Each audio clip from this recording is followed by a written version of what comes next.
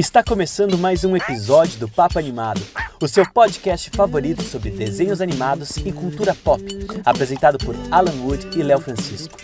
Não deixem de nos seguir em nossas redes sociais e principalmente nosso Instagram, @Papo Animado.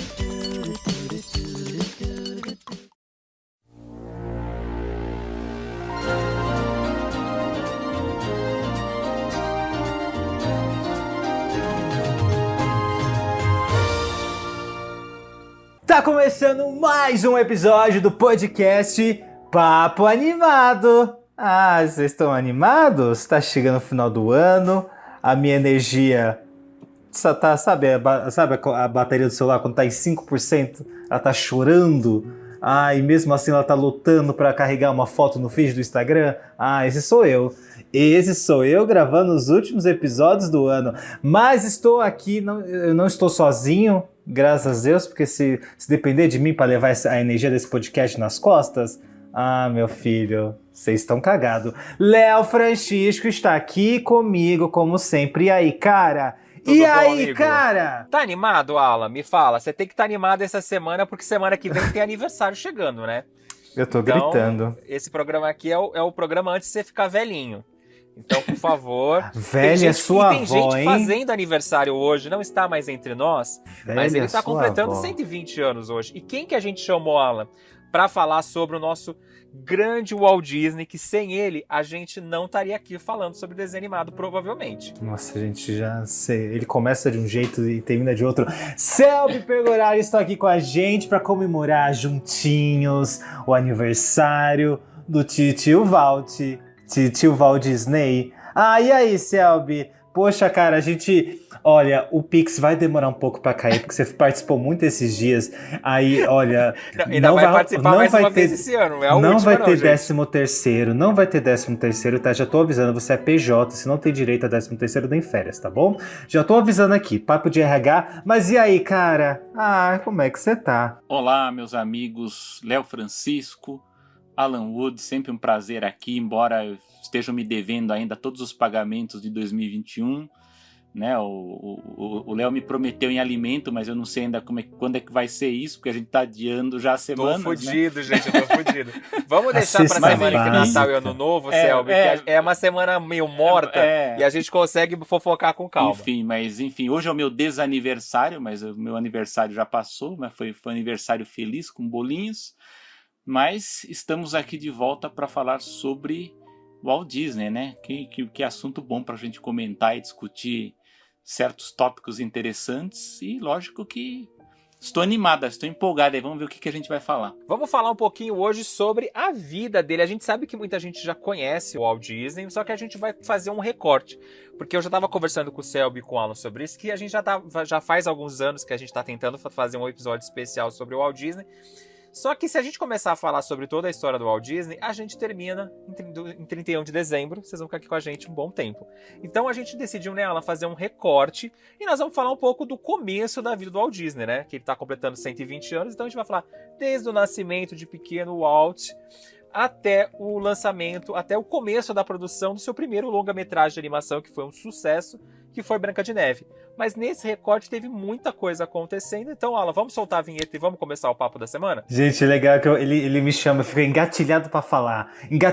Aí ele joga 15 informações. Aí eu falo, acho que não vou falar nada. Ah, vocês já estão acostumados? Eu não acostumo nunca, eu fico puto.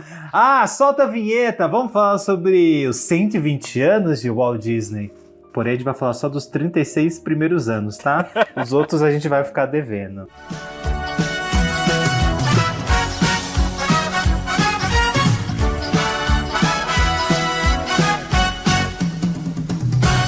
E Alan, já que você quer falar um pouco sobre o Walt Disney, como esse episódio não vai ter um momento sinopse, faz uma pequena sinopsezinha.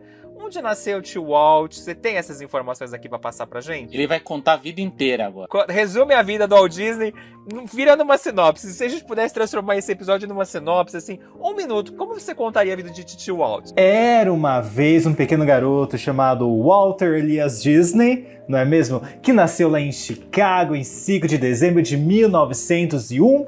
Olha só, que coisa, né? Que foi aí, como a gente conhece, um grande produtor de cinema, cineasta, diretor, roteirista, dublador, animador empreendedor. Dizem as más línguas que ele também é filântropo. Eu digo, falo as más línguas, as boas dizem o quê? Ah, a gente vai saber até o final do episódio, né? Que é aí conhecido por sua grande contribuição para o cinema, né? Para a arte da animação, ganhou um monte de Oscar, não é mesmo? E ficou eternizado aí na memória de todo mundo com seus grandes clássicos. Olha, tirei de cabeça, hein? De cabeça. Mas ele não ganhou um monte de Oscars. O Walt Disney é a pessoa que mais venceu Oscars na história da academia. Foram 22 prêmios e ele foi indicado quantas vezes, Selby? Você lembra? E não lembro, de cabeça, eu sempre esqueço. Era alguma coisa tipo mais de 50 indicações, eu confundo com o John Williams, né? Que o John Williams é ao vivo, né? Mais indicado. Mas o Walt Disney teve 59 indicações ao Oscar e venceu 22, como eu já tinha falado. Mas vamos então começar a falar sobre ele. O Alan já começou a falar um pouquinho sobre a infância, quando ele nasceu. Selby, conta pra gente um pouquinho sobre essa infância do Walt Disney, que não foi uma infância 100% feliz, né? Não foi aquela infância bonitinha de contos de fadas que ele trouxe pra gente, né? Léo, o pior é o seguinte, a gente vai falar da vida do Walt Disney, principalmente dessa primeira fase, é uma tragédia, né? A gente só vai falar de desgraça do Walt Disney. Mas 2021 é uma desgraça, a gente só vai fazer completar. análise da vida do Walt Disney. Não, aí também... Não, até o Alan fez uma sinopse bem breve. Eu acho que é sempre bom já deixar bem claro que o Walt Disney não está congelado, viu? Muita gente fala isso. Eu ia perguntar isso. Ele tá congelado no fundo do parque da Disney de Orlando? Ou é da Spoiler, Califórnia hein? que ele tá? Não está. Ele foi cremado e os restos dele estão enterrados lá no cemitério de Los Angeles, lá no cemitério famoso lá. Então, pra gente já tirar isso pra aqueles que só assistem uma parte, só quer ver o começo do podcast, já fica pelo menos com uma informação útil pra vida, né? O Walt Disney não foi Teve um filme que fizeram recentemente que mostrava uma pessoa pegando a cabeça do Walt Disney e passeando pelo parque nos dias de hoje. Fizeram. É um mau serviço, né? Porque aí o pessoal vai reforçar a ideia que ele foi congelado, né? Mas não é mentira. Mas vamos falar as verdades, vamos parar das fake news aqui, que aqui não tem fake news, e vamos contar então um pouquinho sobre a história dele. Bom, a gente tem que começar primeiro falando do pai dele, né? Do Elias Disney, né? A família de imigrantes que vieram lá da Irlanda.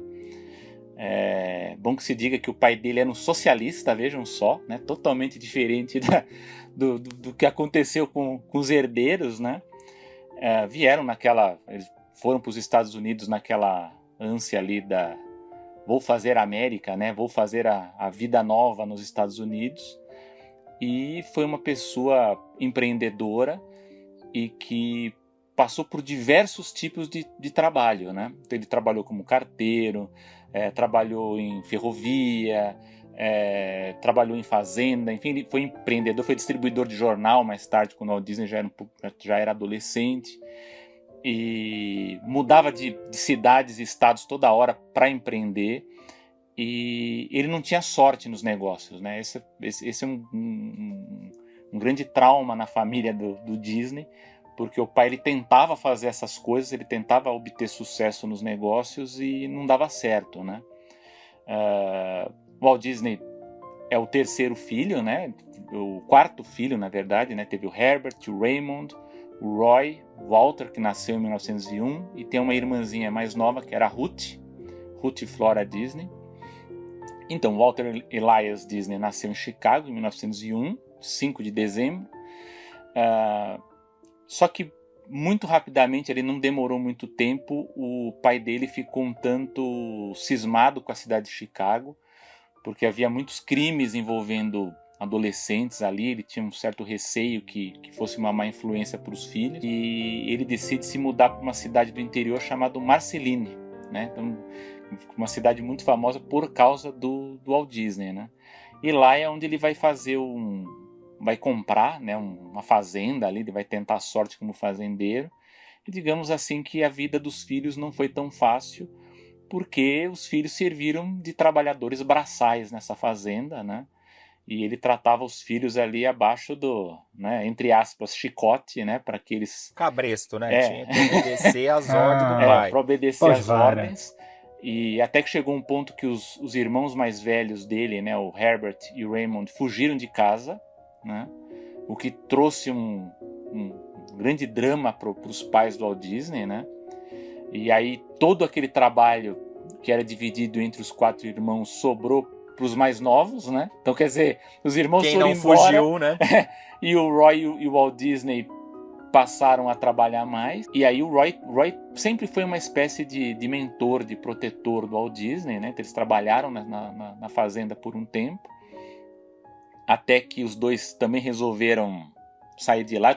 Eu vou resumir a história porque ela tem muitos detalhes aí envolvidos. Posso só fazer uma pergunta, comentário, que eu queria saber se foi aí que começou. Eu li, não lembro aonde que foi nessa época, quando ele trabalhava na fazenda pros pais, foi que ele começou a desenhar, criar esse gosto pelo desenho, pra pintura, e ele vendia essas pinturas pros vizinhos, e era encorajado tanto pela mãe quanto pelo Roy. O Roy apoiava. Tem umas versões romanceadas que falam disso, né? Que ele vendia tal, que fazia. Eu acredito até que ele devia fazer porque ele tinha bastante interesse em desenhos, né? E ganhar um troco, né, gente? E ganhava um troco, mas eu acho que quem vendia era o Roy, hein? O Roy que vendia. O Roy era o irmão que era o gênio dos negócios ali, que foi quem salvou o Walt Disney em vários negócios aí. Mas eu acho que o verdadeiro interesse aflorou mesmo quando a família acabou voltando para Chicago por um tempo, que na verdade para Kansas, né? Kansas City, que o pai resolveu ser distribuidor de jornais. E aí, coitado, o Roy e o Walt Disney de novo foram trabalhar lá de entregador de jornais. e eles tinham rotas muito grandes de entrega de jornal e tinham que fazer isso embaixo de chuva e de neve. E aí tem até uma história famosa, que isso até foi romanceado aí também em vários especiais da Disney, que é a história que o Walt Disney entrou no cinema, né, para ver a versão muda da Branca de Neve ali, e ele simplesmente esqueceu de entregar os jornais lá, e quando o pai soube lá, ele apanhou feio, né, porque ele falou: você tá trabalhando e foi assistir filme aí, o que você tá fazendo, né? E foi aí, lá em Kansas City, né, nessa vida de interior, que ele se apaixonou pelos trens, porque a ferrovia fazia parte da vida dele. E, enfim, aí, do jornal, mais pra frente, já estava um pouquinho mais velho, ele foi estudar artes, né? Teve uma passagem ali quando ele estava com 17 anos, que ele se inscreveu na Cruz Vermelha lá, porque ele queria lutar a Primeira Guerra Mundial, mas ele não tinha idade ainda para lutar, então ele acabou mentindo e acabou indo como motorista, né, de caminhão da Cruz Vermelha. Mas aí na volta, já interessado por artes, já tendo algum estudo, ele vai trabalhar com desenho, como ilustrador de jornal, depois ele vai trabalhar em agências de propaganda, né? E é aí que ele vai conhecer o Ub Iwerks, né? Que vai ser o companheiro dele por muitos anos, em várias fases, né? E eles tiveram uma carreira muito boa trabalhando em publicidade lá em Kansas. Antes da gente falar sobre essa parceria dele, tem outra fofoca que eu quero saber se é verdade ou mentira. Dizem também que o Walt descobriu que ele não tinha uma certidão de nascimento, e que aí isso começou a alimentar ideias na cabeça dele que ele era um filho adotivo, e isso influenciou muito das atitudes dele. Isso é verdade, Selby? Não, mas gente, mas aí que está. Eu acho que na época, a gente tem que pensar, 1901, né? Havia toda uma burocracia para você fazer. Se hoje já existe burocracia, imagina na época, né? Eu tenho colegas, amigos, por exemplo, que demoraram muito para registrar. Então imagina, se hoje ainda tem esse tipo de problema, né? Quer dizer, sei lá, 30, 40 anos, imagina no começo do século, né? Não, minha mãe, minha mãe, ela tem um dia de aniversário, ela faz 2 aniversários por ano, que a gente brinca. Ela e minha madrinha. Meu avô, quando foi registrar minha mãe e minha madrinha, ele passou do tempo que tinha que registrar.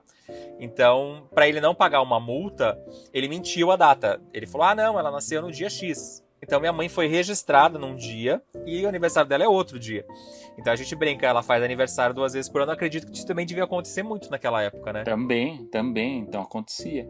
Quer dizer, é difícil a gente falar assim, o Walt Disney ele teve muitas influências, né? Até difícil da gente contar o número de influências. Eu já tentei fazer um texto até sobre isso aí e E a lista vai sempre aumentando, você vai sempre lembrando de alguma coisa. Mas isso acabou alimentando certos rumores, até nos anos 90, principalmente, rondou muito de que o Walt Disney seria adotivo, teria nascido lá na Espanha. Tem toda uma história. Sônia Abrão, gente. A Sônia Abrão já... Tem toda uma história tal, mas não. Mas o Walt Disney foi filho mesmo do Elias, da Flora, é filho deles mesmo tal. E ele é parecido com os irmãos dele, sabe? Não tem nem, se ele fosse uma diferença discrepante, né? Mas, não, ele é a cara cuspida ali do Roy, dos irmãos dele. E se você lembrar o Roy Edward, né? Que é o sobrinho, era muito parecido, né? Com o tio, né? Ele é mais parecido com o tio do que os filhos do Walt Disney, dos netos, né? Do Walt Disney, né? Então tem essa coisa do Walt Disney ter várias influências, mas lógico, a família dele, eu acho que ele pegou algumas qualidades e defeitos deles aí para fazer os projetos dele, né? Eu acho legal a gente reforçar essa questão do Walt Disney com o pai dele, porque segundo alguns filmes que eu vi,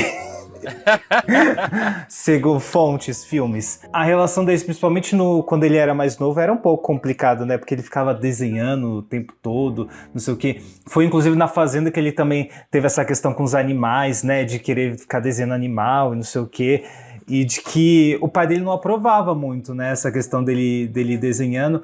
E tem uma história, não sei em que momento que isso se encaixa, mas eu acho que é um pouco antes dele conhecer o Ub-Works, que ele queria que os filhos dele não se envolvessem muito com a indústria do entretenimento, mas assim, ao mesmo tempo botou ele para trabalhar no cinema, tipo, é a mesma coisa que nada, sabe? Tipo, fica fácil do menino se apaixonar ali por arte, filmes, né? E pela arte, né? Tipo, não deixou ele distante, né?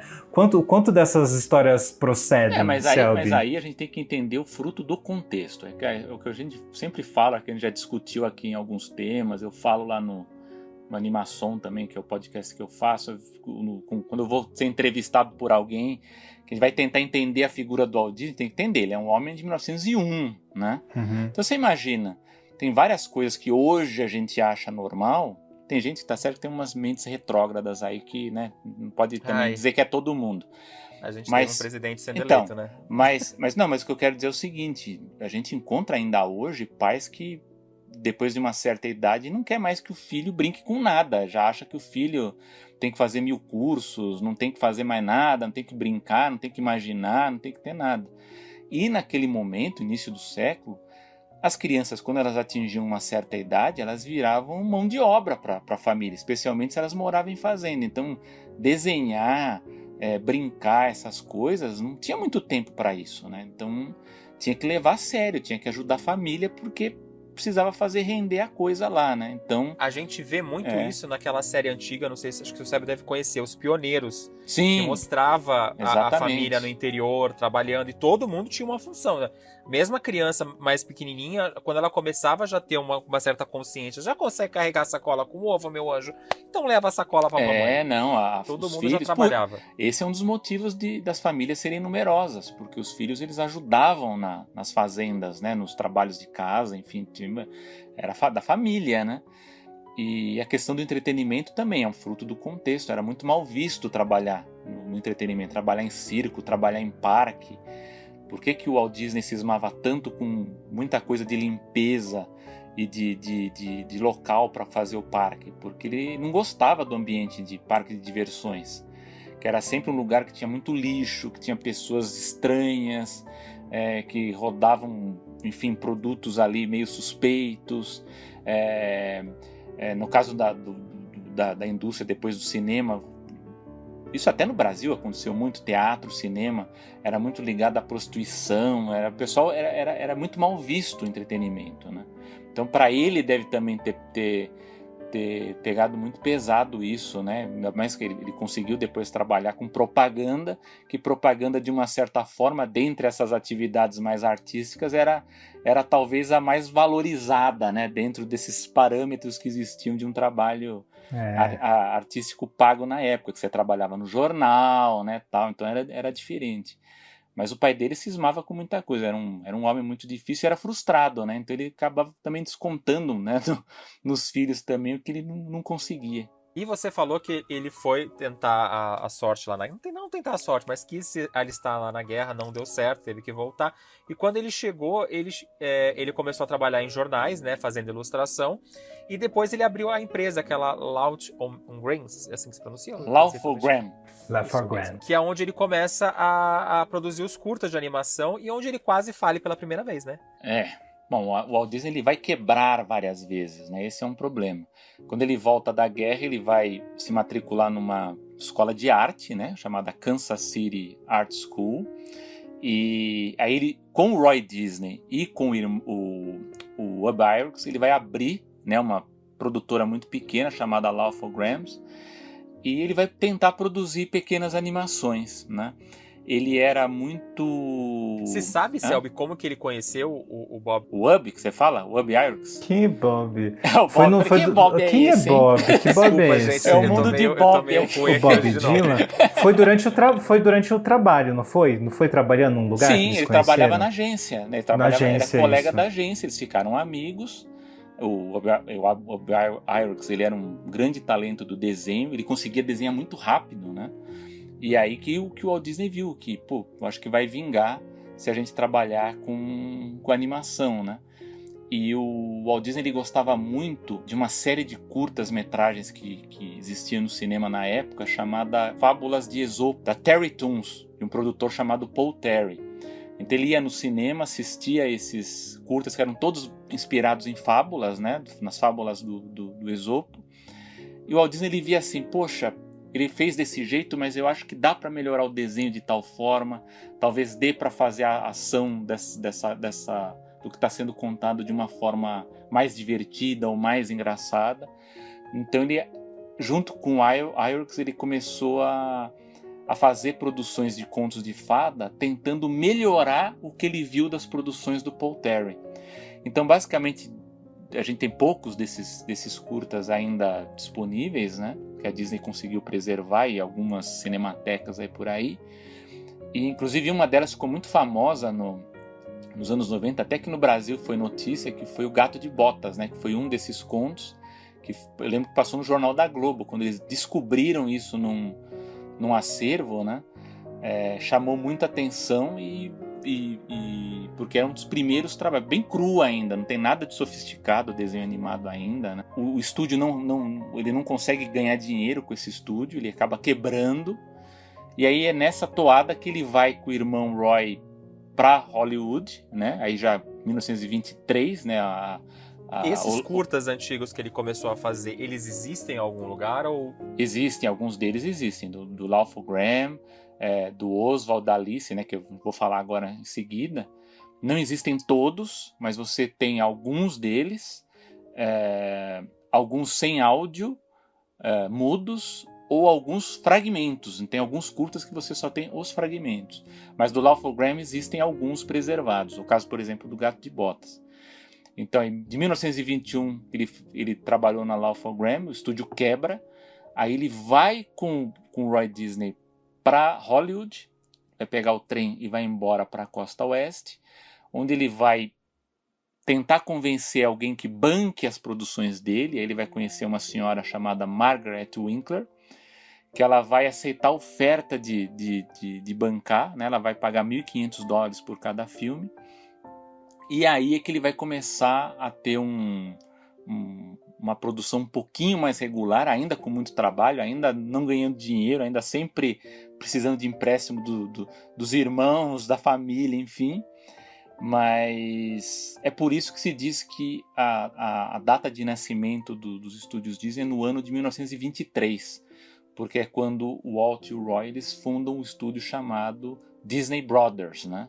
Então que esse é a origem dos estúdios Walt Disney, né? Que eles vão celebrar 100 anos agora em 2023. Daqui a 2 anos. Esses desenhos que eles começaram a produzir para essa senhora que ela pagava, o dinheiro era muito dinheiro para a época ou não? E esses desenhos passavam no cinema? Sim. Mas foram desenhos mesmo que ele vendeu? Porque não foram esses que ele vendeu o live action da Alice? Sim, então, o que acontece? Naquela época existia uma produção dos estúdios Fletcher, né, que era o concorrente dele. Fletcher produziu o Gato Félix, depois o Popeye. É bom lembrar que nessa época o grande sucesso da animação da década de 1920 é o Gato Félix, né? O Gato Félix é o grande ícone da animação da era muda por muito tempo, inclusive até quando o Mickey surge ainda há uma concorrência ali com o Gato Félix e depois é com o Popeye. Então é sempre uma concorrência com muita gente fala assim, o Mickey, o concorrente era o Pernalonga, né? Por causa do Brasil, que aqui a gente assistia muito esses dois desenhos. Mas não, a concorrência do Walt Disney era sempre com os irmãos Fletch. Existia uma série do Coco the Clown, não sei se vocês já viram, quando a gente vê coisa de cinema, de animação antiga, mostrava o palhaço, né, em desenho animado, indo para o mundo live action, né? Então, que era muito inspirado no tipo de humor que existia de vaudeville na época, né? Você pega lá o Chaplin, né? E todos os outros daquela época do cinema mudo, né? De comédia. E o Walt Disney ele teve uma sacada. Ele falou assim, por que em vez da gente colocar o personagem de animação no mundo real, a gente não faz o inverso? A gente coloca o ator do mundo real na animação. E foi aí que ele teve a ideia se inspirou na Alice, né? Que era um livro que era muito popular lá da Alice, pegou e colocou ela no mundo dos desenhos, né? Então daí que veio esses desenhos, as aventuras da Alice, que é com a Virginia Davis, que é uma atriz que viveu muito tempo, ela morreu em 2009, né? Só para vocês terem uma ideia, né? Ela trabalhou na época nesses desenhos da Alice. Porém, eu não sei se Alice pode ser considerado um dos grandes primeiros sucessos do Walt Disney? Eu não sei, ele é significativo para a produção, mas eu não sei se a gente pode considerar como um grande sucesso se comparado ao que ele teve depois, né? Nessa fase, né? O original. Mas para ele, né? Se a gente for comparar, por exemplo, com o Lawful Graham, que era uma animação muito precária, o que a gente já vê na Alice é um trabalho já melhor realizado, né? E melhor mesmo, porque aí eles já estão até combinando, né, o live action com a animação. Embora isso é uma pressão da senhora Winkler aí que está bancando. Não sei se vocês tiveram a oportunidade de assistir alguns desses desenhos, né? Saiu em DVD naquela série do Walt Disney Treasures, mas eu não sei se tem no YouTube para assistir alguns. Eu acho que deve ter. Mas assim. Mas essa coleção só foi lançada alguns volumes aqui no Brasil. Esses da Alice não chegaram por aqui. Não, então, mas o que é interessante nessa série é que, ao contrário do que acontece com o do Coco the Clown, em que o Coco é o personagem principal, nesses da Alice, com o passar do tempo, a Alice ela não é a protagonista, né? Porque a Winkler ela tava pressionando para que o Disney conseguisse bater de frente com o Gato Félix. Então o que ele faz? Se você olhar o Alice, né, você vai encontrar um gato, um personagem chamado Julius. E ela fala assim, olha, você tem que apostar mais nesse Julius, porque se você olhar esse gato Julius, ele lembra muito o Gato Félix, né? Então aí você vai ter o desenho cada vez mais centrado nesse personagem, né? Porque, enfim, naquele momento o Gato Félix era popular, também tinha o Crazy Cat também, que era dos quadrinhos e que também tinha animação. E aí vai ter essas aventuras, né, da Alice, né? Só que o Alan perguntou até do dinheiro, né? Eram $1.500, mas para a produção que o Walt Disney fazia, era sempre no limite, né? Então ele conseguia produzir, comprava o desenho, o curta-metragem para exibir, né, no cinema. Mas o dinheiro era curto, porque a gente tem que lembrar o seguinte, o curta não era a produção principal, né? A experiência do cinema no começo, na primeira metade do século XX, até talvez um pouco depois, você ia para o cinema para assistir várias coisas, né? Então você tinha o cinejornal, você tinha o curta-metragem de animação, você tinha o curta-metragem live action, que poderia ser até um documentário, e muitas vezes você tinha 2 filmes, às vezes era programa curto, às vezes você tinha um filme menor e depois era a sessão dupla, você tinha o filme principal depois, né? Então o curta de animação, ele era uma parte da experiência do cinema, né? O cinema você ia para ficar algumas horas lá. Então esse dinheiro era um bom dinheiro, mas para o estúdio funcionar regularmente, ele era muito limitado, né? Então o estúdio ele estava sempre dependente, né? O Walt Disney ele foi muito enganado por esses investidores, porque às vezes ele começava a produzir, os caras não pagavam o o dinheiro que ele precisava, e aí ele tinha que recorrer a empréstimo para poder terminar, porque senão, se ele não terminasse o curta, ele não ia poder nem tentar revender, né? Quer dizer, ele ia ter um prejuízo. Então ele falava assim, bom, o cara ele não vai me pagar, então pedia para a família ajudar para ele pelo menos poder ter a oportunidade de vender esse produto depois, né? Mas nesse caso, né, foi que a gente pode dizer que o primeiro sucesso dele, que aí sim ele, embora tenha passado também por muito problema de orçamento, foi o Coelho Oswaldo, que veio depois. Que aí foi lançado em que ano o Oswald? O Oswald já é de 1927, né? Então ele também é todo mudo, né? Então tocava no cinema com a música ao vivo, né? Tocava lá um órgão, lá, alguma coisa para acompanhar. E o Walt Disney ele produziu 27 desenhos do Coelho Oswald. Vocês assistiram desenhos do Coelho Oswald? Só para ter uma ideia. Chegou a ser lançado aqui no Brasil. Esse foi um dos poucos que depois a Disney lançou aquela coleção Tesouros. Aqui no Brasil, se eu não me engano, chegou a do Mickey em volume 1 e 2, colorido. A gente teve o Sinfonias Ingênuas, que nós vamos falar daqui a pouco também. Teve o primeiro volume do Donald, e aí depois acho que de uns 3, 4 anos eles lançaram do Oswald, que foi justamente naquela época que a Disney conseguiu os direitos de volta do personagem, né? Então eu acho que os da Alice estão nesse do Oswald lançados no Brasil também, precisa ver, que eu acho que tem. Mas enfim, os curtas, eles são de certo modo similares aos do Mickey, né, da primeira fase que vem depois, né? Vou explicar por que veio o Mickey. Muita gente pode perguntar, mas qual que é a diferença, né, entre o Oswald e o Mickey, né? Porque eu falo assim, o Mickey é o Oswald com a orelha reduzida, né? Não, tem, a orelha redonda e não esticadinha. Então, não, mas tem diferença. Se a gente for prestar atenção em como que foi formatado o Oswald, até eu vi uma boa explicação de um animador que ele fala que o Oswald ele é um pouco mais egoísta, né? E ele é mais falível que o Mickey. Então ele digamos que ele tem mais má sorte na vida do que o Mickey nas aventuras dele, né? Então essas são duas diferenças assim mais notáveis do Coelho Oswald. Nesse meio tempo, né, a senhora Winkler, que é a senhora que bancava, a senhora caridosa, né, a senhora que ajudava o Walt Disney, ela se casa com um senhor chamado Charles Mintz, que era ligado à Universal, né, aos estúdios da Universal. Porra. E aí, digamos que quando ela casa, quem passa a mandar... Eu imaginei a Igreja Universal, vocês acreditam? Falei, porra, vai querer fazer desenho bíblico. Então, não é essa gente, aliás, é bom explicar aqui, porque eu já vi muita gente confundindo quando a gente fala Universal, achar que é uma coisa da igreja, né? Não, gente, é Universal Pictures, né? Universal Studios. Universal Pictures. De Hollywood, aquele mas muita que gente aparece o globo e aí vemos aquelas letras aparecendo, rodando em volta dele. Exato. Então, aí o Sr. Mintz, né, o que casa com a senhora caridosa, ele fala assim, senhora Winkler, você agora é casada, mas quem manda aqui sou eu, né? Porque ela vai continuar mandando nas coisas? Não, agora é ele. Então ele passa a ser o gestor, né, da produção. E aí, digamos assim, que ele começa. Estou resumindo a história porque ela é mais longa, mas ele acaba. Até por conta. A gente tem que lembrar nesse período, né, 1927, 28, vai ter depois a crise de 29, né? Então a economia ela não estava indo muito boa naquela época.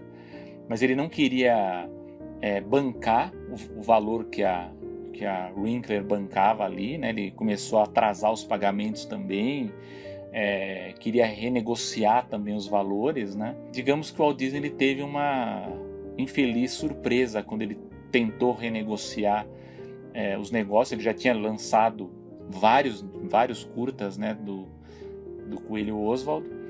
Quando ele vai renegociar, o Mintz ele quer que ele tem um corte de mais de 20%, né, do que ele recebia e tal, e o Walt Disney não recusa, né, claro, fala assim, imagina se com valor limitado já é difícil para produzir os curtas, se eu for cortar, como é que eu vou fazer, né? Só que o que ele não contava é que o Mintz ele já tinha contratado boa parte da equipe dos animadores do Walt Disney.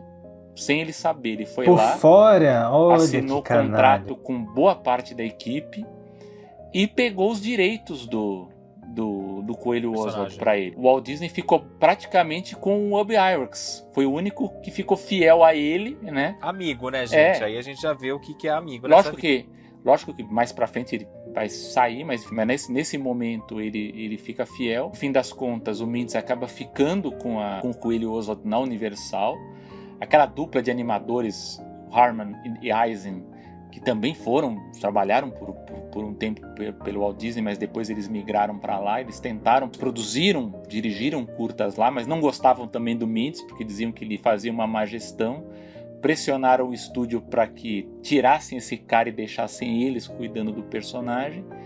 Digamos assim que a chefia falou: vocês têm razão, esse Mintz realmente ele não está trabalhando bem, mas tiraram o Oswald dele, mas não deixaram com a dupla Harman Eisen e acabaram deixando o Oswald para ser produzido dentro da Universal. Então, quer dizer, eles não iam bancar uma produtora de fora. Falaram assim: não, já que o Oswald é nosso, nós vamos produzir o Oswald in-house, vai produzir aqui dentro.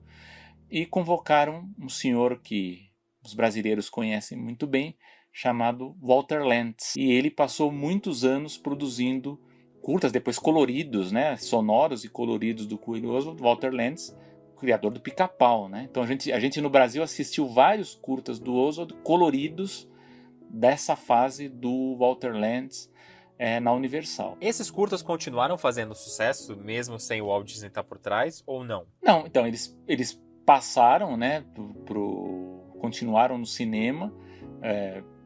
O Mintz, né, na Universal continuou produzindo esses curtas, mas enquanto eles eram lançados, né, enquanto eles produziam esses outros curtas, o Walt Disney ele já estava em outra, né? Ele falou: preciso fazer uma outra coisa, preciso cuidar da minha vida, né? E aí, na viagem de volta de Nova York para Los Angeles, porque ele mandou um telegrama para o irmão Roy e falou: olha, perdemos o coelho, né? Tô resumindo a história aqui, ó. Perdemos o coelho, né? Não temos mais, mas não se preocupe que eu tenho uma ideia nova, um personagem novo. E por muitos anos, até muito recentemente, achavam que essa história era romanceada, né? Que ele no trem de volta de Nova York para Los Angeles teria desenhado, né, o primeiro esboço do Mickey Mouse, né, de um camundongo, né? Diziam: não, essa história é romanceada, mas parece não. Depois descobriram mesmo documentos dizendo que realmente é verdade essa história e que a ideia dele era que o camundongo se chamasse Mortimer, o que a esposa não gostou. Falou: não, Mortimer é um nome muito feio, querido, não, melhor pensar em um nome melhor.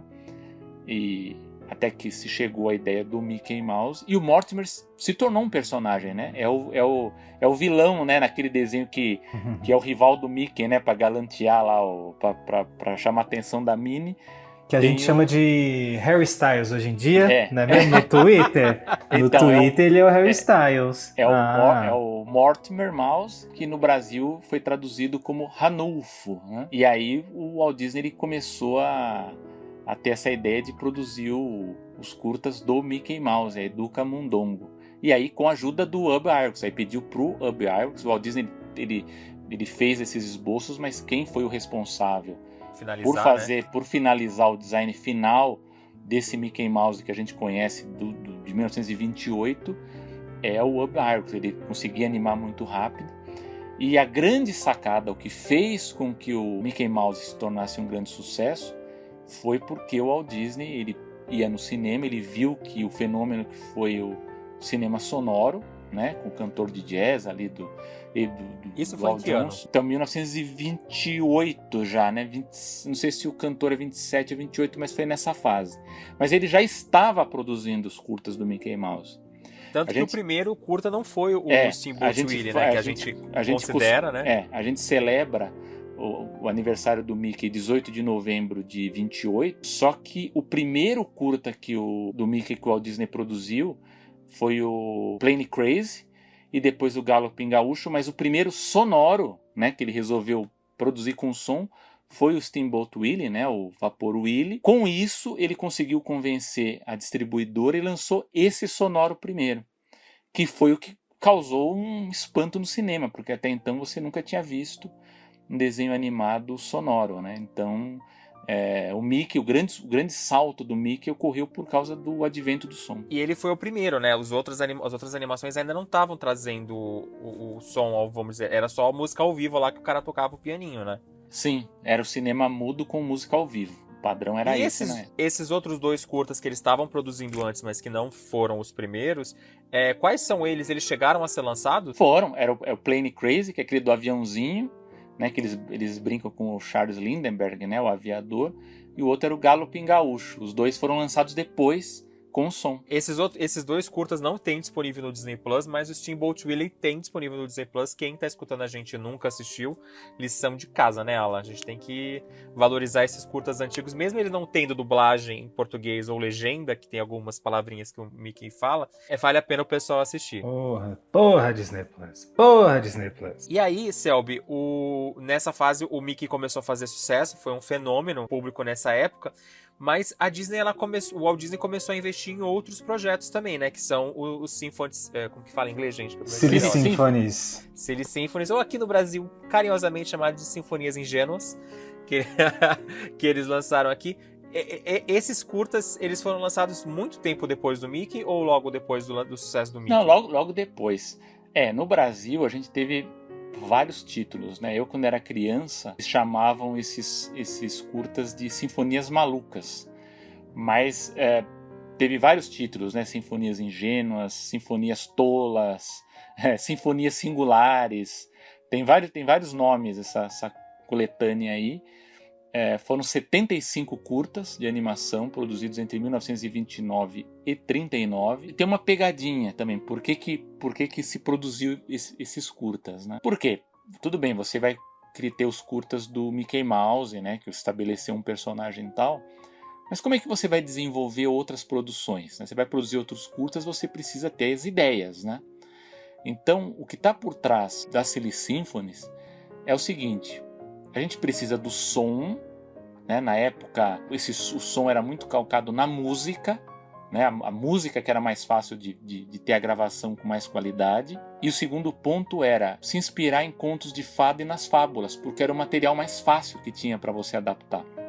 Você não tinha que comprar direito de ninguém, já era uma coisa de conhecimento público, domínio público, enfim, você podia adaptar ou fazer a sua versão, né, inverter os personagens, você podia fazer 1000 coisas aí.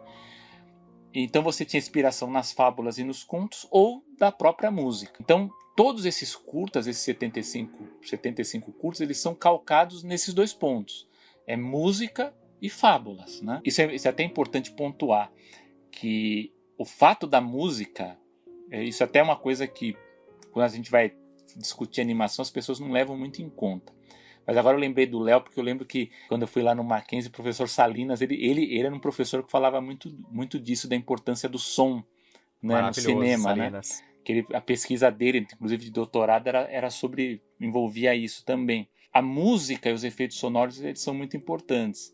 E para se ter uma ideia disso, aí vocês acho que vão lembrar disso, é que as séries de curtas-metragens da concorrência também tinham nomes envolvendo música.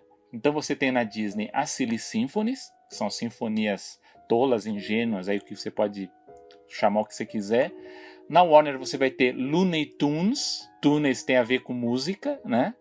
Não à toa hoje nós temos o iTunes, né? Então lá tem o Looney Tunes. Tínhamos os Merry Melodies. Os Merry Melodies era aquela outra série que não era da turma do Pernalonga, eram outros tipos de histórias que também eram de fábulas, de contos, enfim, outros tipos de histórias. E na MGM, que eram desenhos que tinham orçamentos mais próximos da Disney, tinha também uma série chamada Happy Harmonies. Então você vê que isso era uma coisa que virou moda na época. Então todos os estúdios, eles investiram nesse tipo de curta que era muito baseado em música e nas fábulas. Mas a grande importância que tem a Silly Symphonies, acho que isso que a gente pode chamar mais atenção, é que eles serviram de laboratório para que os artistas desenvolvessem a técnica, né?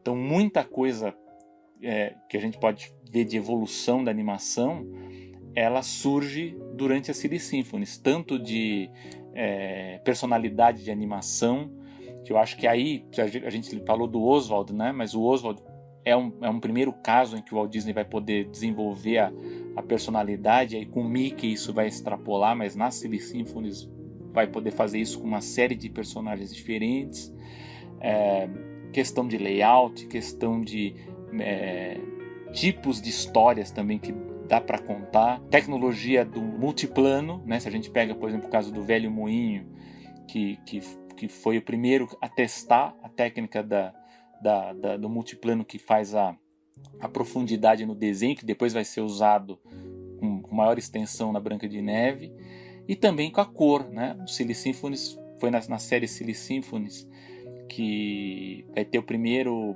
filme Technicolor, né? Padrão total, que é o Flores e Árvores, né? De 1932, que ganhou o Oscar. Você vai falar que também foi a primeira vez que o Walt Disney ganhou o Oscar, né? E aí tem uma coisa que a gente tem que notar, né? Que a Disney ela é muito boa em concretizar narrativas de pioneirismo. Existem esses pioneirismos, mas é sempre bom lembrar que, por exemplo, no caso da cor, até existiram curtas-metragens com cores antes. Mas da concorrência, inclusive, né? Mas o que a Disney conseguiu eles conseguiram licenciar de forma exclusiva esse Technicolor total, que era o que tinha o melhor espectro de cores para usar, porque os outros, só para as pessoas entenderem, o Technicolor que era usado antes em filmes e desenhos animados, as cores elas ficavam mais lavadas, ficava aquela cor meio apagada, né? Não eram todas as cores que apareciam. E já no do Disney não, esse Technicolor que eles licenciaram, ele já era uma coisa muito mais perfeita, né, do ponto de vista da cor. Mas o Flores e Árvores ele foi produzido todo em preto e branco, e aí quando o Disney viu, né, essa tecnologia, né, como que ela foi apresentada, ele refez o desenho, né, até por uma questão de segurança também, mas ele refez tudo em cores e acabou lançando, e foi outro impacto ver a produção uma produção Disney, né, de animação totalmente em cores, e tanto que ganhou o Oscar. Então você tem multiplano, cores, desenvolvimento de história, né, a forma como eles desenvolviam as histórias, e também de personagens, muito importante para lembrar, por exemplo, que o Pato Donald estreou dentro isso que eu ia falar das sinfonias, agora, né? Foi nessas sinfonias que a gente teve o surgimento do Pato Donald, né? No curta A Galinha Sábia, ou A Galinha Espertalhona, ou A Galinha... Qual que era outro nome que eu vi aqui? A Galinha Ruiva. Tem uma Galinha, galinha. gente. Tem Essa eu uma não lembrava. Tem ali uma galinha, né? A galinha Que você não encontra no Disney Plus, mas você encontra no YouTube. Que é uma pena. A gente tem alguns Cine Symphonies, o do Flores e Árvores, ele tá disponível também no Disney Plus, mas é muito pouco conteúdo dessa época que a gente vê, né? Eu acho que eles pegaram, pelo menos aqui no Brasil, nos Estados Unidos eu sei que o da galinha tem, mas aqui no Brasil parece que eles pegaram o primeiro, que é o do Mickey, pegaram o que ganhou o Oscar, meio que vamos pegar uns aqui para as pessoas não reclamarem que a gente não... Só os mais simbólicos, né? Isso, e por exemplo, uma coisa que eu acho chocante é que o curta do Mickey lá da banda, que era o primeiro curta colorido do Mickey, não tem no Disney Plus. A gente não encontra o curta, que é um curta importante, que simboliza o grande personagem do estúdio ganhando cor nos seus curtas, e a gente não tem ele no Disney Plus. A gente tem que recorrer ou aos lançamentos antigos em DVD da coleção Tesouros, ou aqueles apunhalados de fábulas Disney, que a gente encontra algum desses curtas. Mas é uma pena que o Disney Plus ele podia estar lançando isso também como novidade, e nem isso eles estão fazendo, parece que, ou então nem dublando, ou nem legendando. A gente encontra um filme lá com a legenda às vezes em português de Portugal, com a dublagem em português de Portugal, é o que nos resta. Eu acho assim, eu acho que temos aí uma coisa a cobrar dos fãs, né? Eu acho que muita gente que ouve aqui o Papo Animado tem o Disney Plus, e da Disney. Eu acho que por parte da Disney, eu acho que realmente há um problema de oferta, né, desses curtas, que eu acho que tem muito pouco, que há como disponibilizar esse material. E por parte dos fãs, eu entendo isso, né, que tem um problema também de falta de material novo, né, que está atrasado as séries, mas eu acho assim, é legal que as pessoas também confiram essas coisas antigas, né? Porque eu acho que tá sério, eu entendo que muita coisa é antiquada, é lenta e não sei o que, mas para quem se interessa um pouquinho, né, pela evolução da animação e da Disney, eu acho muito importante que acompanhe, que isso até serve como parâmetro lá do algoritmo deles para saber que há interesse, né? Então, porque realmente é muito pouca coisa que tem lá, e no caso da Silly Symphonies, a gente tem muitos desenhos ali que são especiais, né? O caso da tartaruga e a lebre, o gafanhoto e as formigas. Os né? três porquinhos, Os três né? porquinhos que vieram depois. E tudo isso é muito importante, né? Então acho que é bem legal que as pessoas assistam e cobrem, né? Reclamem lá no Instagram, no Twitter da Disney Plus Brasil. Queria também falar uma coisa que a gente não citou aqui, o que o Walt Disney era a voz do Mickey Mouse nos primeiros curtas-metragens, né? Quando o personagem ganhou voz, logo no seu lançamento.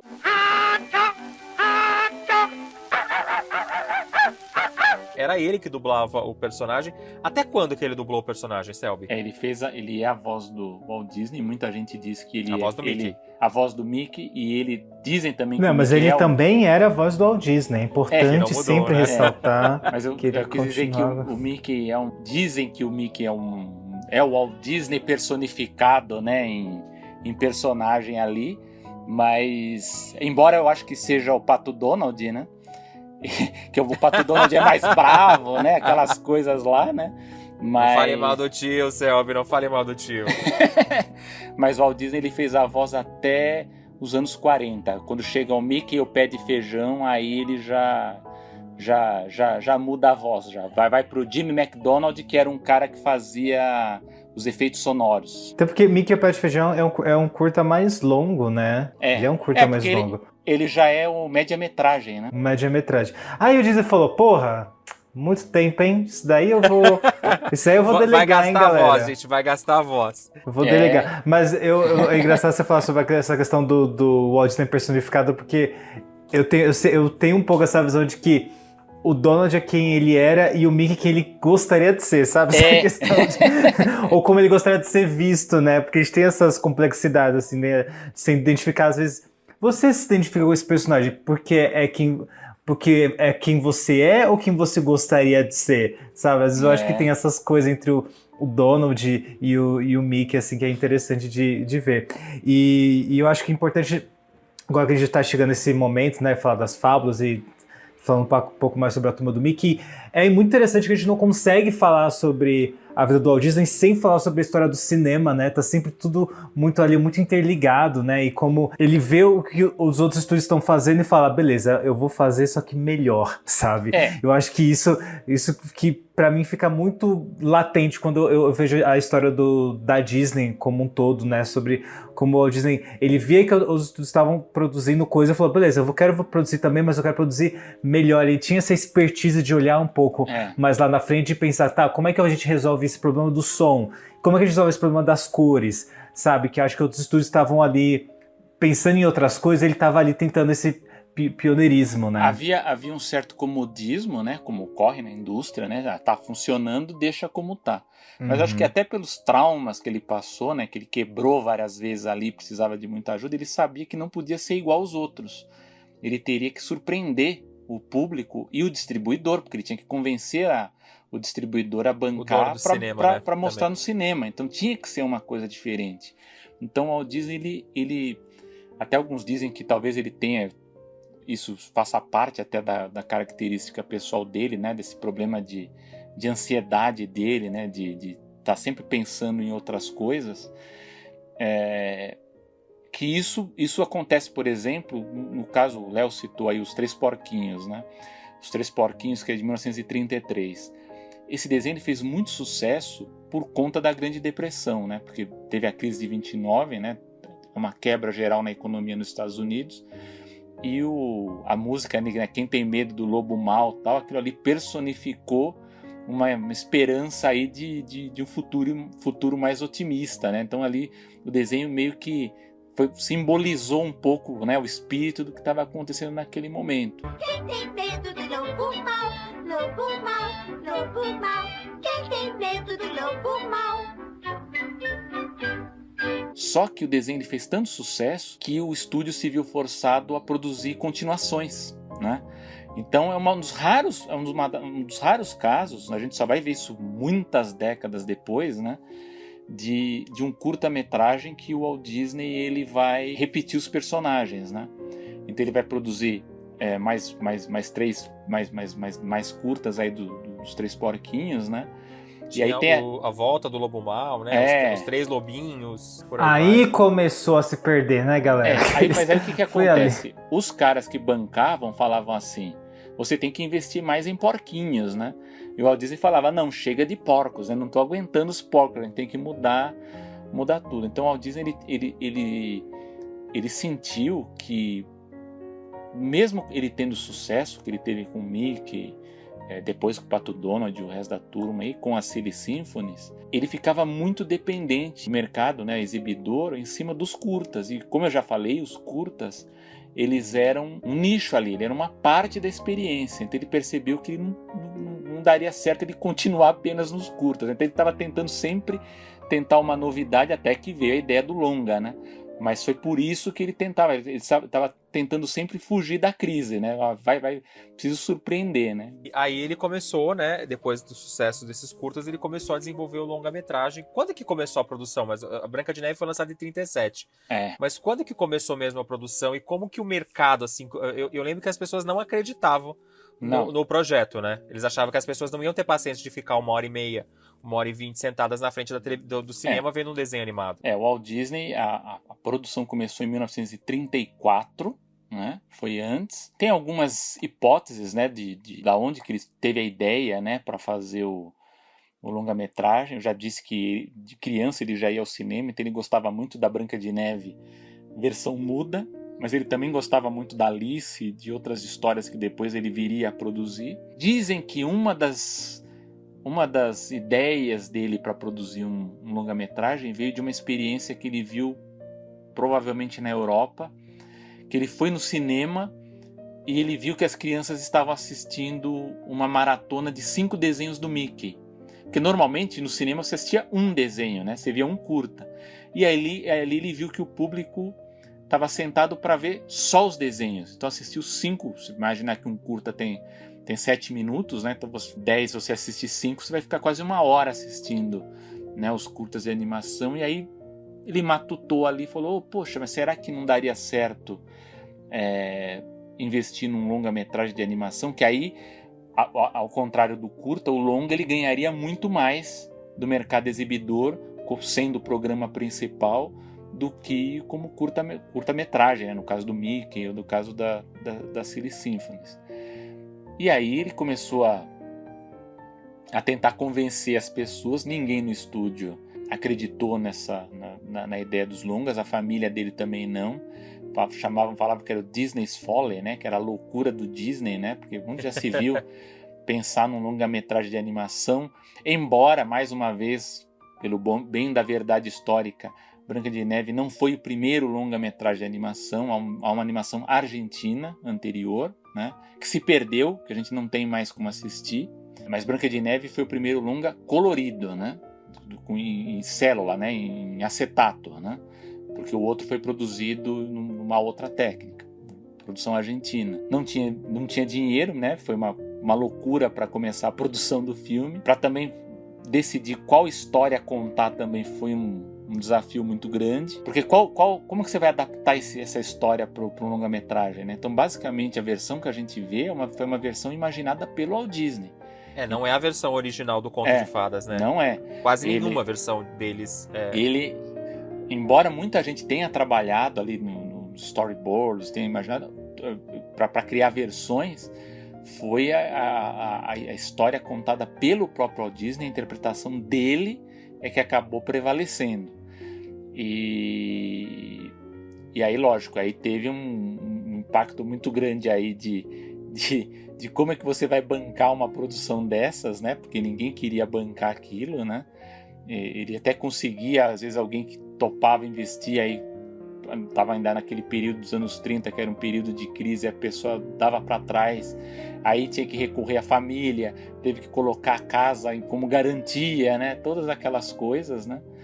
E aí ele começou a produzir o Branca de Neve e os Sete Anões, né? Por exemplo, os anões, os nomes dos anões é uma criação da Disney, né? Não existe isso no conto original, né? Totalmente diferente. Então, várias ideias dos contos, né? A forma que a bruxa morre, que no conto lá, na versão que eles tinham, ela morria queimada dançando lá, o sapato queimava e tal. Ele mudou tudo, né? A versão dele. Ele fez uma versão mais leve, que cai um raio nela, é uma coisa que não vai ficou traumatizar diferente. tanto a criança. Mas assim, na parte técnica que é interessante destacar é que ele foi usando todos os artifícios que foram conquistados nas Silly Symphonies, né? Seja na parte musical, né? Aliás, eu esqueci de citar uma sinfonia muito legal, que é a Dança dos Esqueletos, né? Dança Também dos é muito Esqueletos, boa que é essa. uma das de 1929, ainda preto e branco, né?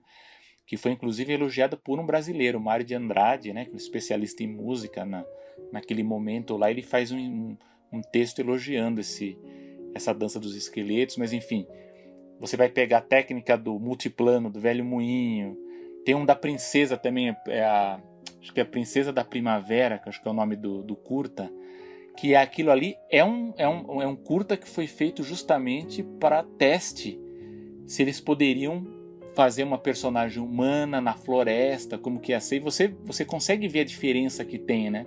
A princesa desse desenho pro traço mais refinado que você vai ter na Branca de Neve. Deusa da Primavera. Deusa e, se da eu não me Primavera. engano, tá disponível nos lançamentos em DVD. Acho que, se eu não me engano, tanto no Blu-ray quanto no DVD que foi lançado da coleção Platinum ou Diamante, eu acredito que você consegue encontrar esse curta. Ele foi lançado em 34, né? 34.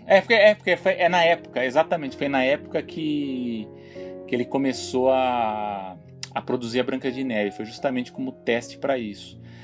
Mas foi graças a todas essas evoluções técnicas, né, que o Walt Disney ele conseguiu produzir a Branca de Neve do jeito que a gente, até hoje a gente assiste. Eu sei que tem gente que acha lento e tal, mas eu acho espetáculo. Todos esses filmes, os primeiros 5 longas da Disney, eu acho espetaculares. E assim, a forma que a técnica evoluiu, começo dos anos 30 até 42, né, que são os primeiros filmes que ele produz, é uma coisa sensacional. Você pega lá os animais na Branca de Neve, lá você pega os cervos lá, os bichinhos, e compara com o Bambi, que é de 40, a Branca de Neve é 37, o Bambi é 42.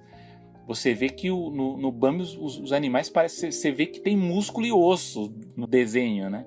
E na Branca de Neve eles ainda parecem meio que saco de batata ali em movimento, né? Então evoluiu muito rápido a animação aí.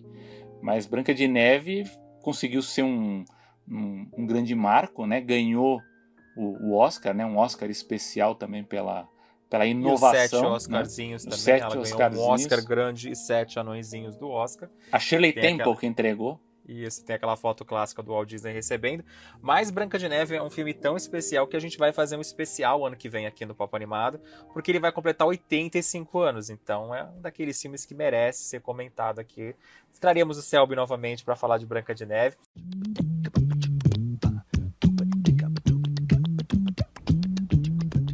Já estamos chegando a quase 1 hora aqui de programa. Vocês acham que tem mais alguma coisa legal pra gente destacar dessa primeira fase da vida do Walt Disney? Tem.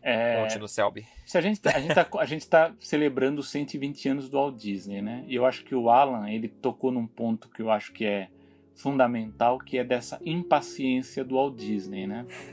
Que a gente vê que depois da Branca de Neve, os próximos filmes dele são muito experimentais, eles são diferentes entre si, esses 5 primeiros.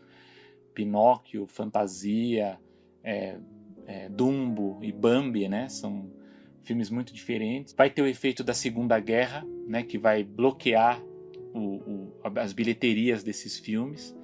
E aí vai ter todo aquele problema da greve, né? Em 1941. E aí depois ele vai voltar a produzir nos anos 50. Aí o que vai acontecer?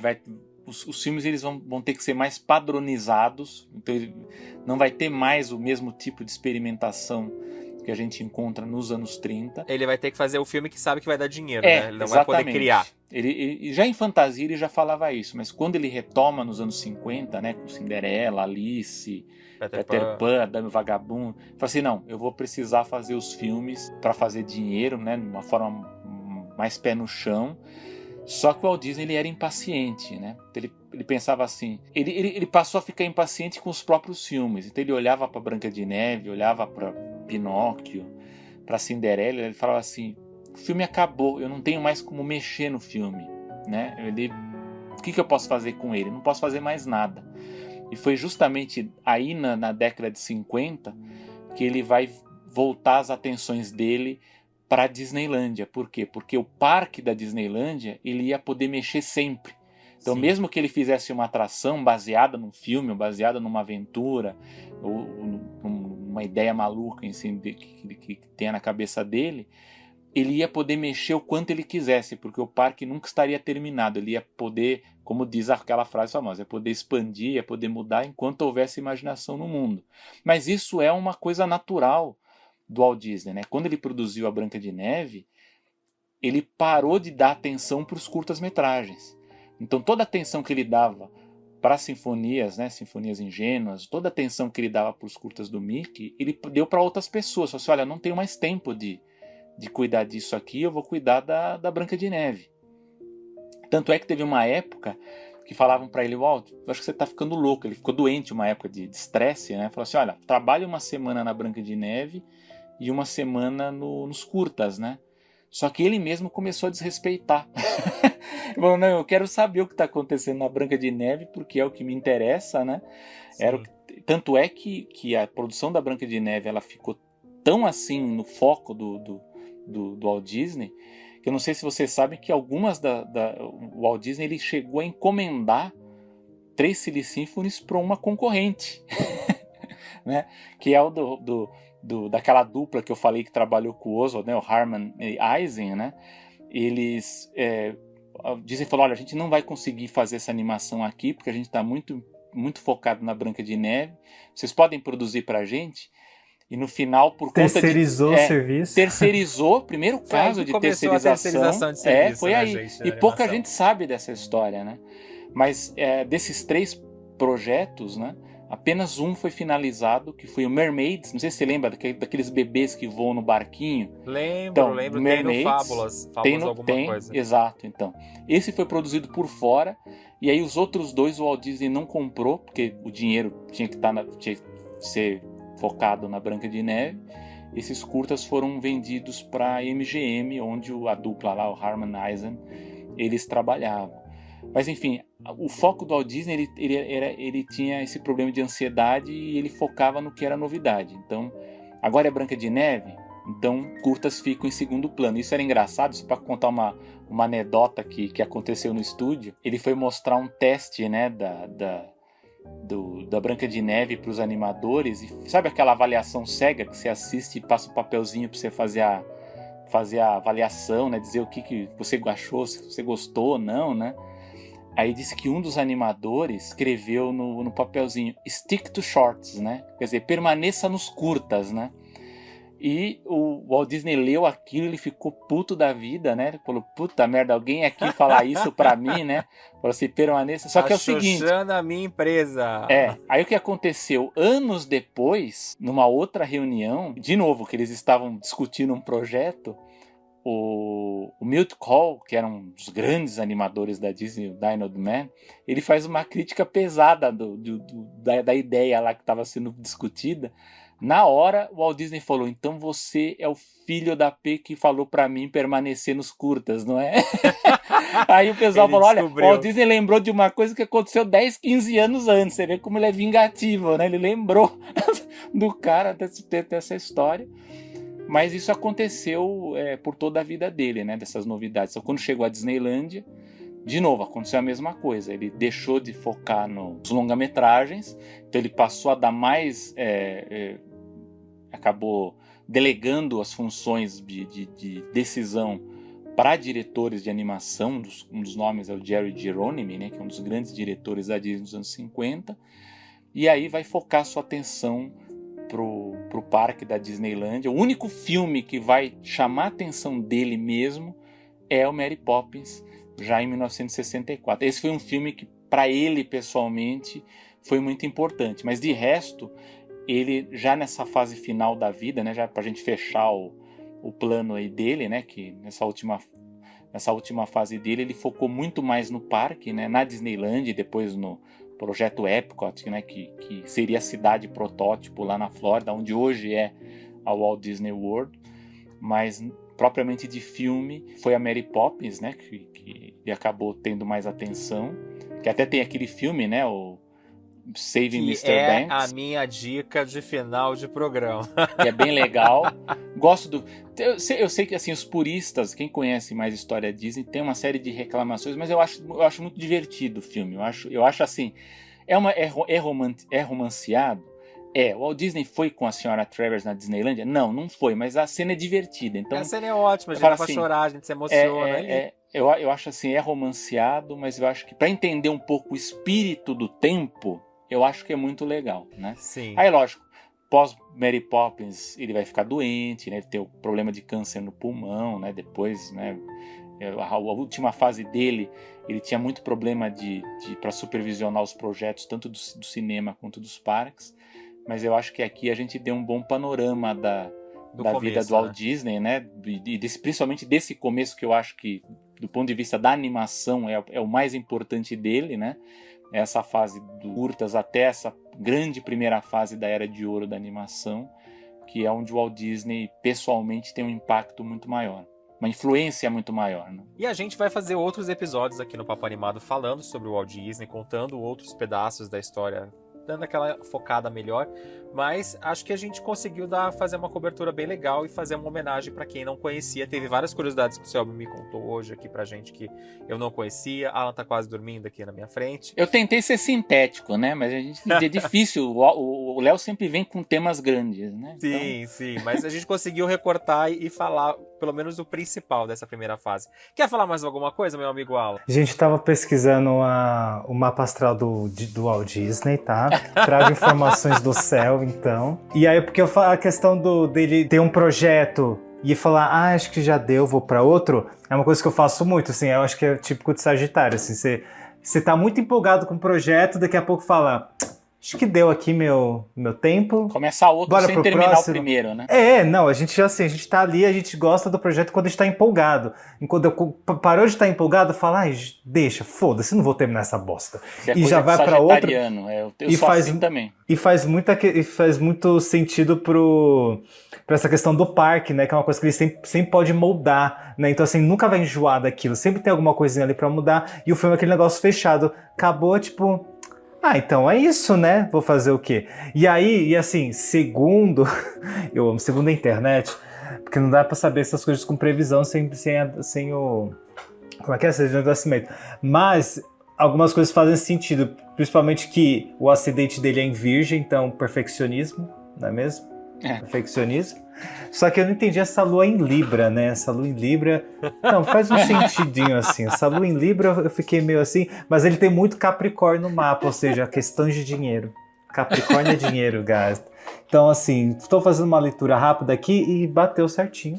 Eu vou pedir o meu mapa astral pro Alan agora, depois dessa aí. Eu vou ler, eu tô muito nesse mood, né? Mas enfim, eu acho que é isso, acho que a gente cobriu bem esses primeiros grandes momentos aí do Walt Disney. Pra mim é uma grande inspiração, porque assim, o primeiro filme deles, né, Branca de Neve saiu, ele tinha o quê? 36 anos? Não é mesmo?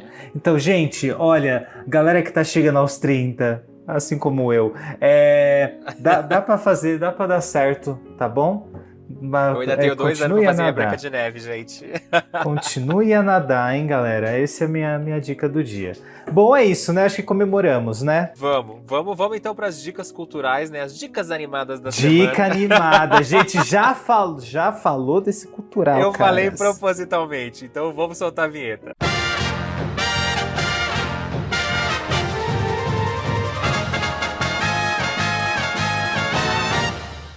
E já vamos então puxar o nosso convidado para a dica animada desse nível do Walt Disney. O que você traz pra gente, Selby? Bom, o tema é o Walt Disney, né? Eu desconfiava que o Léo ia falar do Saving Mr. Banks. Obrigado, Selby, que não roubar a minha dica. Eu vou dar umas dicas para quem quer saber mais sobre o Walt Disney, evidentemente. Tem um documentário muito legal, o Walt Disney, da PBS, que, se não me engano, estava no Globoplay, não sei se ainda está. Léo, não sei se sabe disso ainda, mas estava lá. Vou descobrir, vai falando dele que eu vou descobrir. Eu sei que é um documentário longo, em 2 partes, muito bom, gosto muito. Então recomendo. Tem um livro em inglês, para quem tiver acesso, do Michael Berrier, é uma biografia do Walt Disney, essa em inglês, mas para quem quiser uma em português, tem a do Neil Gabler, né? Também a gente tem um livro grande, mas a leitura dele é fácil, então procurem Neil Gabler.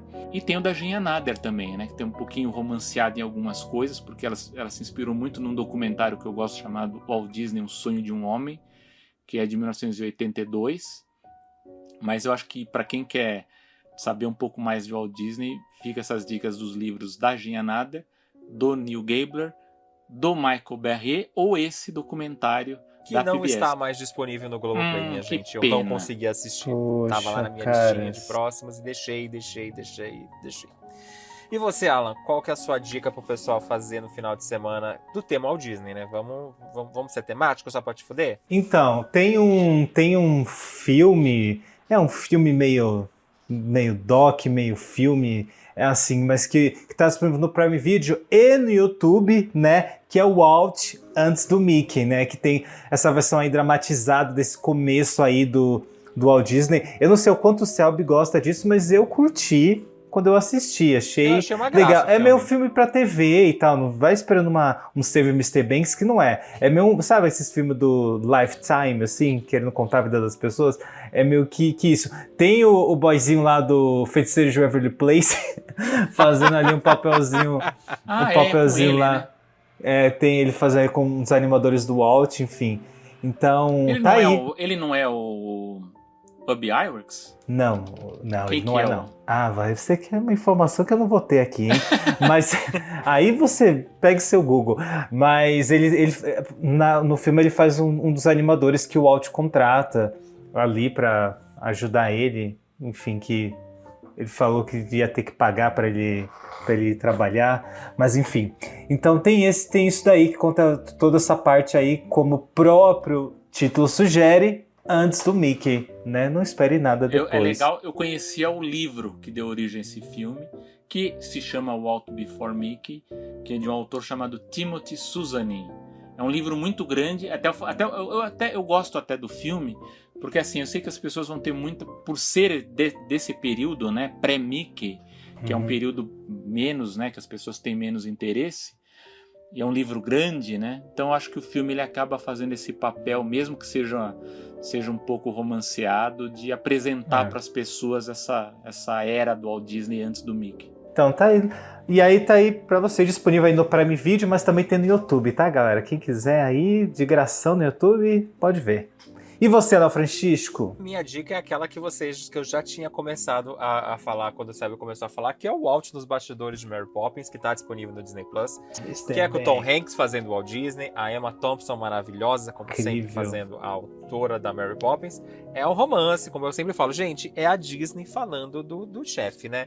Você não vai falar do chefe mal. Eu fiquei surpreso de mostrar ele fumando no filme, que era uma coisa que ele não gostava de ser visto, né? Ele sabia que era um mau exemplo pra galera, então achei interessante. O Tom Hanks te convenceu como Walt Disney? Eu comprei. A ilusão pegou? Quero ver se ele me convence de Gepeto. Isso aí eu tô começando, ainda vai demorar um pouquinho pra mim me acostumar dele de Gepeto. Mas como Walt Disney, eu curti. Eu comprei um livro pra poder ler antes do programa que a gente tá gravando hoje, que é o Você Conhece o Walt Disney? Tava disponível na Amazon Prime. Eu não lembro o nome do autor, que eu não tô conseguindo enxergar aqui.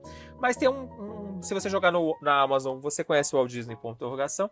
Eu não consegui ler o livro a tempo porque estou com reforma na minha casa e eu não lembro onde eu guardei o livro. Meu quarto virou um depósito. Tudo, hein, Então galera? não deu tempo de ler, mas vou ler. Indicando Trago sem a dica, ler, se hein, valer. galera? Indicando sem Sem ler. ler. Eu acho que deve ser bom o livro. Olha. Eu tô Eu tô vendo jogando. aqui, da Whitney Stewart. Não conheço, não sei quem é. Então, ela tem vários livros dessa coleção. Você conhece Steve Jobs? Você conhece Steven Spielberg? Tá com preço bom na Amazon. Tá de 48 por 23,04 centavos. É. Quem quiser dar uma olhada, acho que dá pra fazer um resumão do Tio Walt aqui. Tem 80 páginas, é um bom resumo. Então, é um resumo. Eu acho que não é que nem o da Ginha ou aqueles outros livros do Walt Disney que você vai pagar uma facada. Que eu tava vendo um dia desse um livro do Walt Disney que eu achei a capa bonita. E falei, olha, a história do Walt Disney, vamos ver. 200 e alguma coisa. Eu falei, cacete, gente. Caro. Nossa, tá esse caro eu achei assim? barato. 23, acho que dá pra... Se você tem preguiça de ler, dá pra pegar e começar a pegar gosto. Eu acho que vale a pena. Adoro que a Amazon já colocou aqui pra mim, você já comprou esse livro, não esqueça.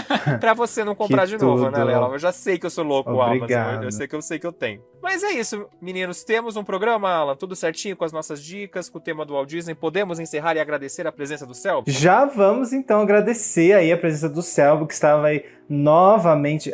Selby, a gente vai mandar um panetonezinho. A gente não, o Léo mora em São Paulo. O Alan tá prometendo, Selby, é ele que vai O mandar. Léo mora em essa São é dívida, Paulo. hein? Chocotone, Ele que... chocotone. Ai, só tem... Olha, no nosso depósito só tem panetone. Vamos ficar te devendo, quem sabe, ano que vem.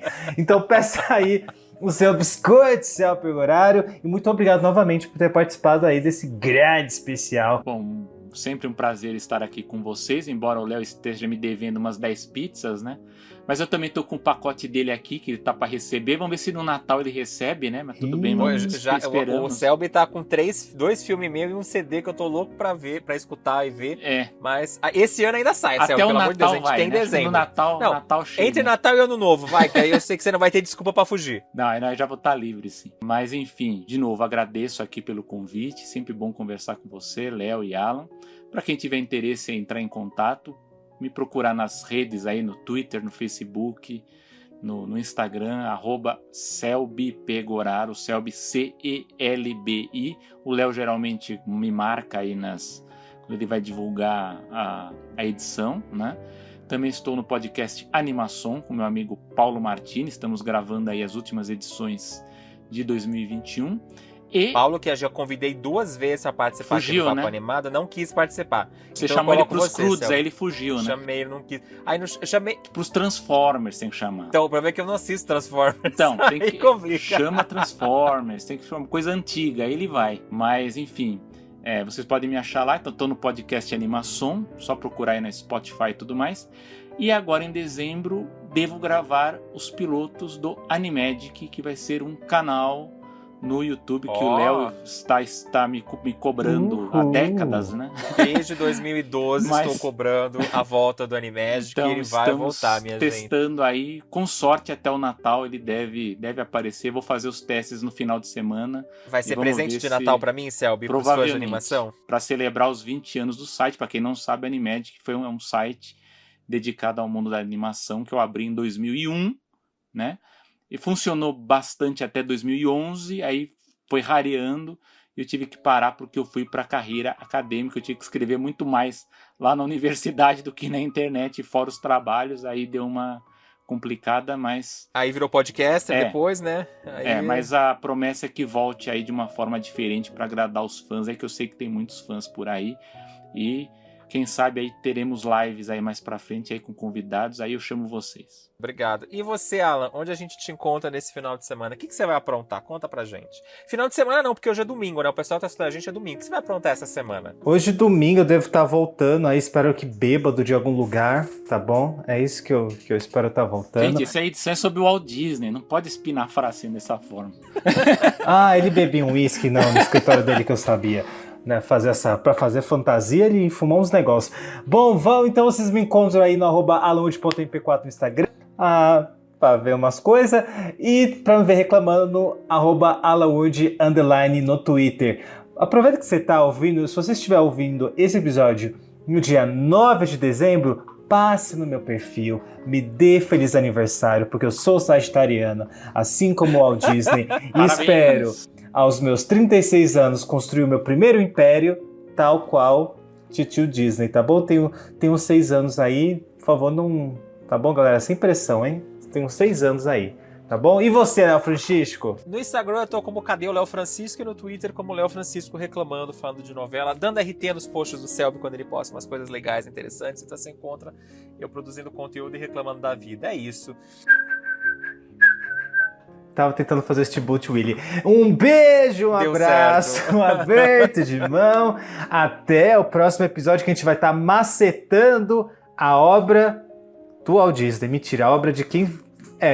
macetando o que sobrou, né? O que sobrou com os filhos dele, a gente nem a falou galera. do programa da semana que vem que o pessoal vai... Mas já dei a dica aí, hein? Vai ser o quadro continuações que vocês gostam. Quais serão as continuações que a gente vai comentar? Para de dar spoiler. Um beijo, um abraço, aperto de mão de novo, tá bom?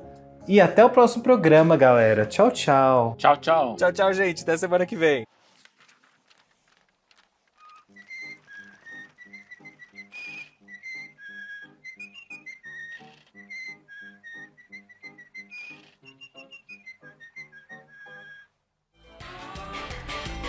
Você ouviu o Papo Animado, o podcast mais animado do Brasil, com seus amigos Léo Francisco e Alan Wood. Voltamos em breve com mais novidades. Edição Léo Francisco.